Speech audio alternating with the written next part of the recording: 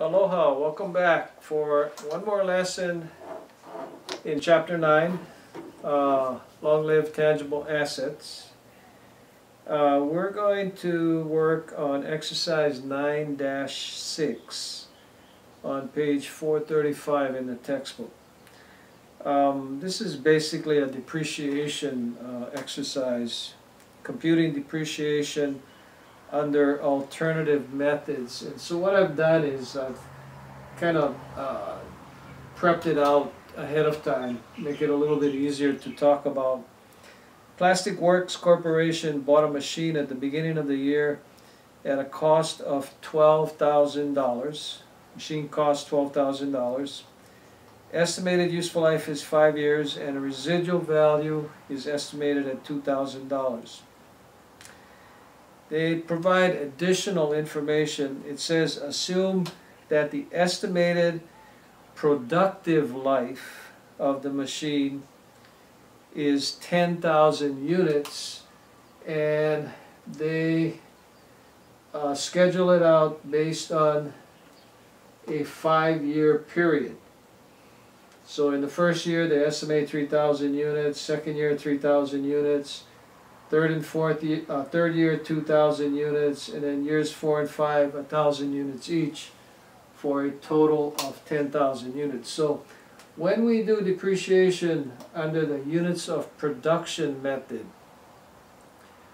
our estimated useful life is based on units of production as compared to when we do depreciation using the straight line method. Our estimated useful life is based on time, or number of years that the machine is expected to be useful.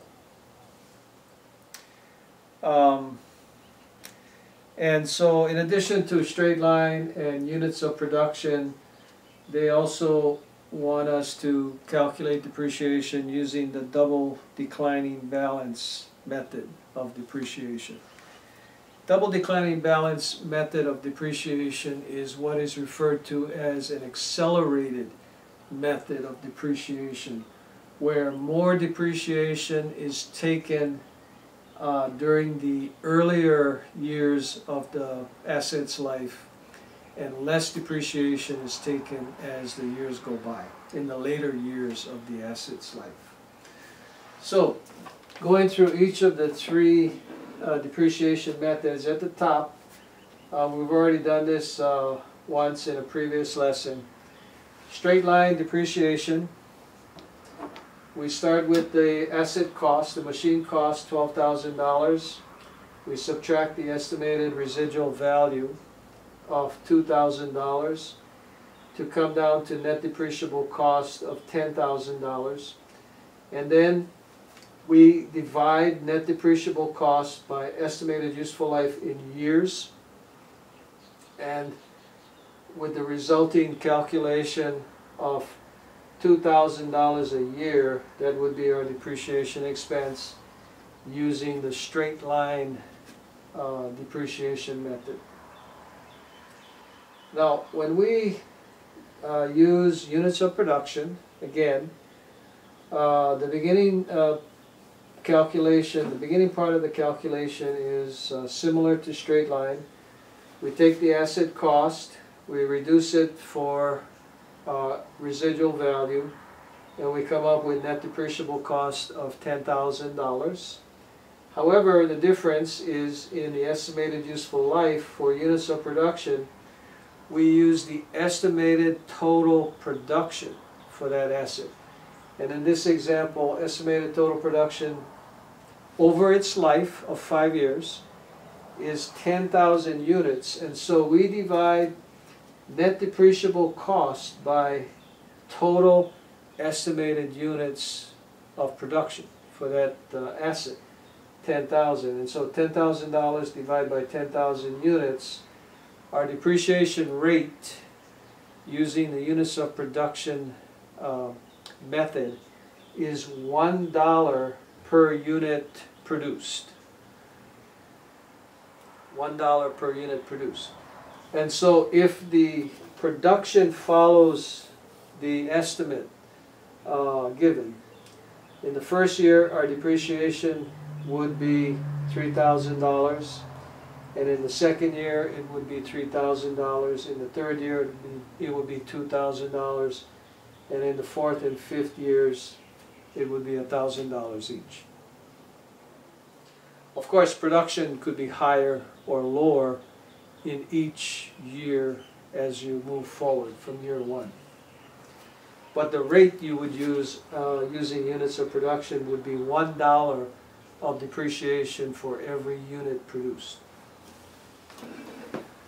So, if by chance they produced 10,000 units in the first year, then guess what? The machine would be fully depreciated, $10,000 in year one. I hope that makes sense. Now, jumping to double declining balance depreciation, that's a little bit more complicated. First of all, we start with the asset cost of $12,000, but when we use double declining balance, we do not reduce the cost for residual value. Okay? No reduction for residual or salvage value.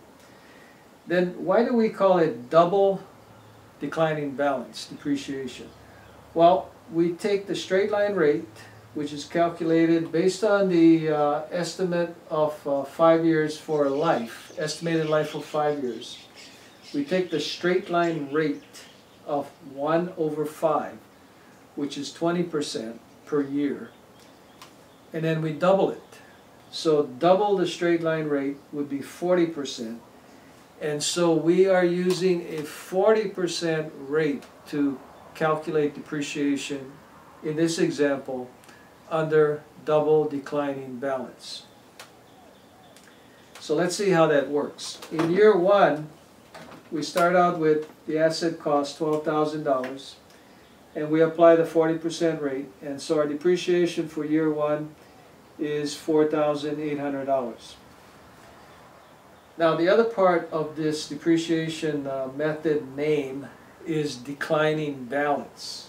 It's double the straight line rate on the declining balance.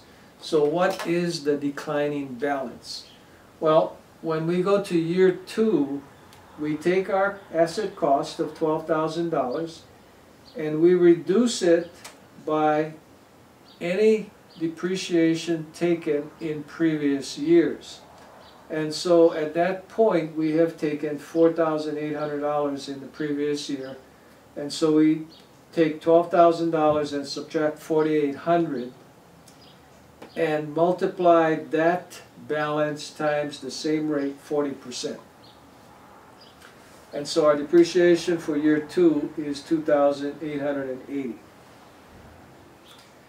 Now you can see right off the bat, if we compared straight line to double declining, we can see that using double declining, in the first year we have more than double the straight line amount, and in the second year we have more than $880 more than the straight line amount. So we're taking more depreciation in the earlier years of that asset life. Now going on to year three, again we start with the asset cost, $12,000, and again we reduce it for prior year's depreciation. So at year three we have depreciated for 2 years. So we reduce the $12,000 by $7,680, which is the total of the first 2 years depreciation. And then we take that amount and multiply again by 40%, and we come up with $1,728 depreciation for year three. And you might note that at that point our depreciation is now a little bit lower than the comparable straight line depreciation amount. Remember, straight line is the same every year for the entire period of useful life.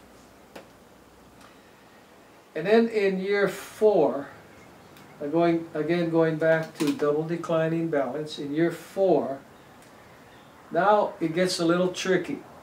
And let's see if we can explain this in a way that it'll make sense. In year 4, again, we start with the asset cost, $12,000, and we reduce it for prior year's depreciation. So at that point, if we were to add up the 3 prior years of depreciation, our total would be $9,408. So we take 12,000, we subtract 9,408, and we multiply that amount again by the rate of 40%, and we come up with 1036.80. Now, normally that would be our depreciation for year 4. However, if we added up the total depreciation using this calculated amount, we would find that 9,408 plus 1036.80, that's this amount, totals 10,444.80. And our residual, even though we don't take a deduction for it in the calculation, our residual is 2,000, and so our net depreciable cost is $10,000.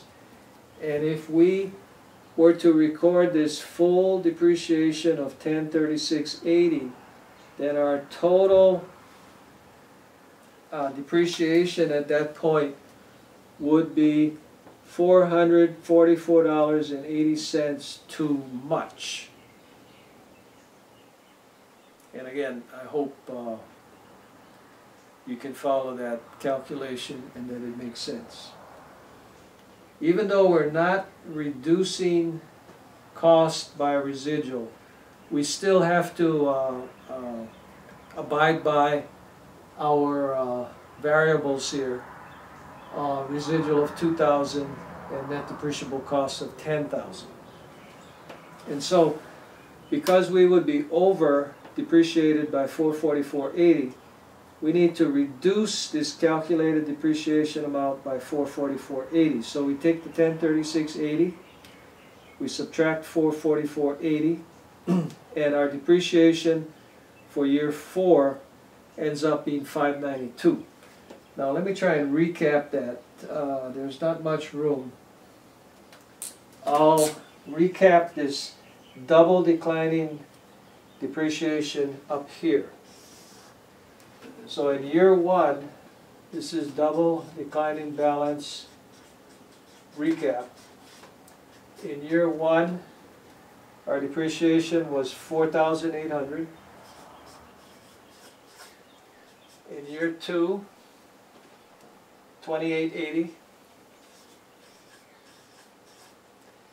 In year 3, $1,728.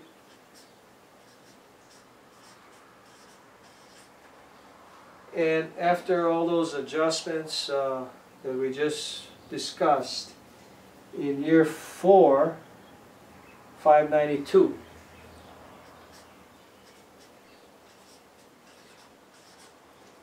We're not even getting into year 5, and if we took a total at that point in time,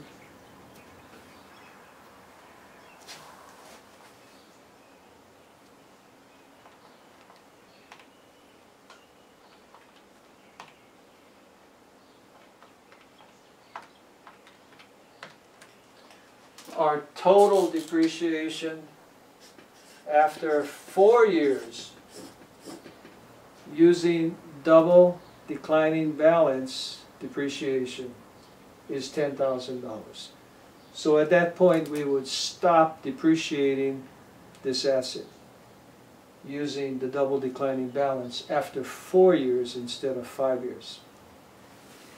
And again, this is a good example of how double declining balance depreciation, which is an accelerated depreciation method, works. Whereas under straight line, it would run the full 5 years at $2,000 per year. Using accelerated depreciation, in this case double declining balance, it would be fully depreciated after 4 years. After 4 years of life. And again, using units of production, we calculate the depreciation per 1 unit, and then depreciation for each of the years of use for this machine would be based on actual production for each year moving forward. I hope this has all made sense. It's a lot of material. It's a lot of information coming at you. But you know, if you need to go back and replay this video again, hopefully you'll do that, and hopefully it'll help. Of course, if you still have questions about any of this material, I don't think I've mentioned this before, but you can always email me and ask me questions specifically or directly regarding the material covered in these lessons. Thank you very much, and we'll be back in Chapter 10.